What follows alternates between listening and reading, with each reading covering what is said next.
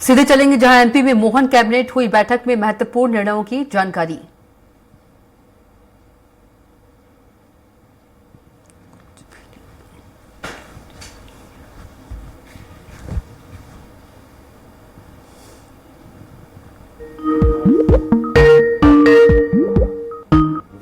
जानते हैं कि भारतीय कैलेंडर का प्रथम दिन है और मध्य प्रदेश की सरकार उसे मनाती है और जनता से भी आग्रह है कि इस गुड़ी पड़वा के पर्व को धूमधाम से मनाएं, जिससे हमारे आने वाली पीढ़ी को ये पता हो कि भारतीय कैलेंडर वर्ष गुड़ी पड़वा से प्रारंभ होता है।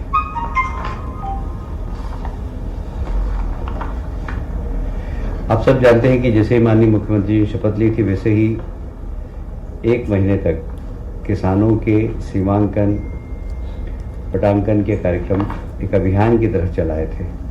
अब इसको पूरे को डिजिटलाइजेशन कर रहे हैं और इसीलिए आज इस प्रस्ताव को मंजूरी दी है डिजिटलाइजेशन को। इसमें 138.41 करोड़ रुपए का प्रावधान है। हम इसमें खुली निविदा आमंत्रित करेंगे और पूरे प्रदेश में जितनी भी किसानों की जमीन है या कोई सी भी जमीन है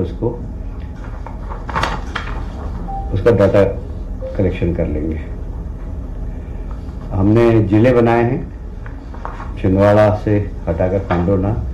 अब पांडुरना में वन विभाग का एक नया मंडल प्रारंभ कर रहे हैं, इसकी भी आज कैबिनेट ने स्वीकृति प्रदान की है।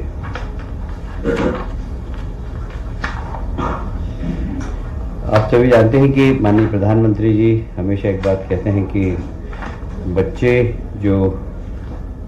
उनका जो बच्चा होता है आंगनवाड़ी का, उसकी जो बचपन के दिन होते हैं 1000 और वो आंगनवाड़ी में पढ़ता है, वहाँ पर ही अगर उसको संस्कार दे दिए जाएँ, अच्छी खिलाई पिलाई कर दी जाए तो वह एक अपने जीवन में अच्छा बनता है।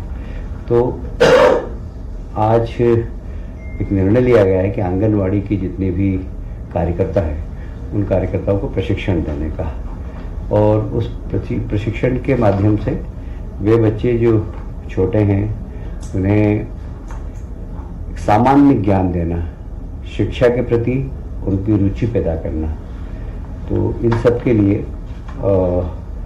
आंगनवाड़ी कार्यकर्ताओं को एक प्रशिक्षण देकर उनके एक दृष्टिकोण बनाएंगे कि इन बच्चों का किस प्रकार विकास करना चाहिए, क्योंकि आंगनवाड़ी कार्यकर्ता उसको एक सरकारी नौकरी की तरह नहीं करे, इस प्रकार करे कि हमारे बच्चे और हमें इन्हें संस्कार देना और हमें शिक्षा के प्रति आकर्षित भी करना है। तो वहाँ पर बच्चों के जो छोटे छोटे खेल होते हैं वो भी, और यह केंद्र प्रवर्तित आंगनवाड़ी पोषण 2.0 योजना के अंतर्गत पोषण भी और पढ़ाई भी,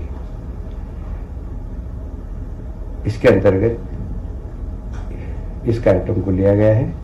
इसमें परियोजना विकास अधिकारी और T3 जो कार्यकर्ता है उन सबको मास्टर टीचर बनाना, ये इसका उद्देश्य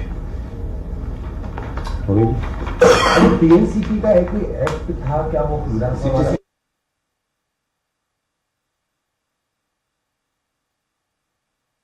था कि प्लानिंग एरिया के अंदर